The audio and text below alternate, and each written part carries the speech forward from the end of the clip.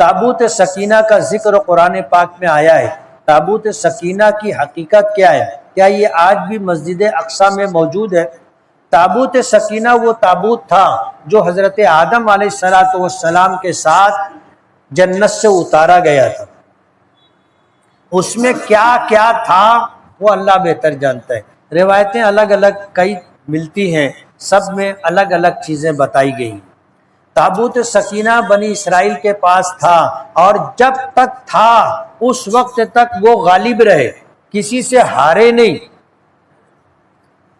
لیکن بخت نصر نامی ایک بادشاہ تھا، اس نے ان پر حملہ کیا اور تابوت سکینہ ان سے چھین لیا۔ یہودیوں کے نزدیک یہ تابوت بہت مقدس ہے، اور ان کا یہ کہنا ہے کہ اس تابوت کے قریب اگر دعا کی جائے تو دعا قبول ہوتی تھی۔ اب جب بخت نصر یہ تابوت لے کر کے چلا گیا، اس کے بعد سے آج تک یہ تابوت ڈھونڈ رہے ہیں، ان کو تابوت مل نہیں رہا ہے۔